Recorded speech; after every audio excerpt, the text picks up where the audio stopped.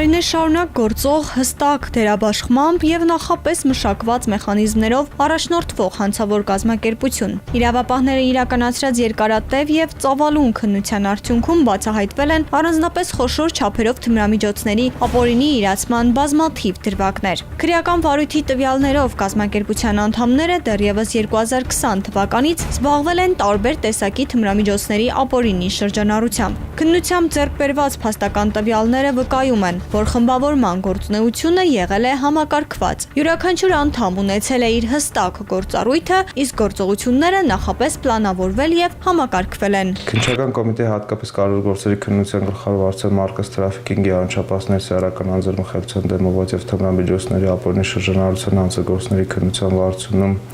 կատարված մեծածավալ քննչական եւ ապացուցողական գործողությունների արդյունքում բացահայտվել են հանցավոր կազմակերպության կազմում առանձնապես խոշոր չափերի թմրամիջոցների իրացման դեպքեր։ Հայաստանի Հանրապետության Երևան քաղաքի 40-ամյա բնակիչը հանցավոր կազմակերպության այլ մասնակիցների հետ միասին զբաղվել է առանձնապես խոշոր չափերի թմրամիջոցների իրացմամբ, միմյանց միջև կատարել են հստակ դերաբաշխումներ եւ պլանավորել յուրաքանչյուրի գործողությունը։ Ըստ նախաքննության կազմակերպության մասնակիցները ոչ միայն մաքսանենք ճանապարհով Հայաստան են տեղափոխել առանձնապես խոշոր չափերով թմրամիջոցներ, այլև դրանց մի մասը Հայաստանի տարածքով տարանցիկ ուղարկել են արտերկիր։ Հայաստանի ներքին շուկայում իրացման համար նախատեսված թմրամիջոցները վաճառել են տարբեր եղանակներով։ Հանցավոր կազմակերպության մասնակիցները զբաղվել են արտերկրից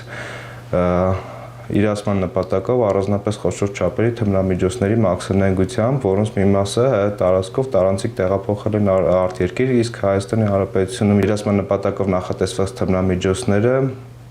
իրացել են ինչպես արձերն, այնպես էլ համացանցի միջոցով։ Հանցավոր մեխանիզմը գործել է այնպիսի եղանակով, որը թույլ է տվել վաճառողներին խուսափել անմիջական շփումներից եւ երկար ժամանակ պահպանել գաղտնիությունը։ Նշված թմրամիջոցների վաճառքից ստացված գումարները ստացել են տարբեր վճարային եղանակներով, տեղադրել են թաքստոցներում եւ դրանց գտնվելու վայրի կոորդինատները ուղարկել են գնորդներին։ Նշենք նաեւ, որ վերջինիս նկատմամբ դեռևս 6 տարի առաջ խափանման միջոց ընտրվել էր կալանքը, սակայն վերջինս թաքնվել էր իրավապահներից եւ հայտարարվել էր հետախուզում։ Դեռևս 2020 թվականի հունիսի 19-ին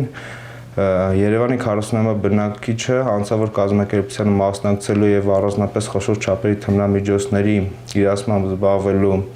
համար ներգրավել է որպես մեղադրյալ 2003 թվականին ընդունված քրեական օրենսգրքի 223-րդ հոդվածի 2-րդ մասի եւ 266-րդ հոդվածի 3-րդ մասի առաջին եւ երկրորդ կետերի հատկանիշներով վերջինիս նկատմամբ հայտարարվել է հետախուզում եւ որպես խափան միջոց է կիրառվել կալանքը։ Միջազգային համագործակցության արդյունքում տղամարդը հայտնաբերվել եւ ձերբակալվել է Ռուսաստանի Դաշնության իրավապահ մարմինների կողմից։ 20 թվականի նոյեմբերի 14-ին Երևանի 40-ամյա բնակիչը Ռուսաստանի Դաշնության իրավապահ մարմինների կողմից հայտնաբերվել եւ ձերբակալվել է, վերջինիս նկատմամբ կիրառվել է էքստրադիցիոն կալանք, իսկ 2026 թվականի մայիսի 6-ին վերջինս ներկայացվել է վարույթն իրականացնող մարմնին եւ տեղափոխվել է Հայաստանի Հանրապետություն։ Ներկայացված մեղադրանքում Երևանի 40-ամյա բնակիչը իրեն ամբողջությամբ մեղավոր է ճանաչել, տվել է խոստովանական ցուցմունքներ, որի պայմաններում վերջինս վերաբերյալ վարույթի նախաքննությունը ավարտվել է եւ մեղադրական եզրակացությամբ ուղարկվել է դատավորական հսկողություն իրականացնող դատախազին դատարան ուղարկելու միջնորդությամբ։ Իրավապահ մարմինները շարունակում են միջոցներ ձեռնարկել հանցավոր կազմակերպության մյուս անդամների գործողություններին լիարժեք իրավական գնահատական տալու եւ թմրամիջոցների ապօրինի շրջանառության ամբողջ շղթան բացահայտելու ուղղությամբ։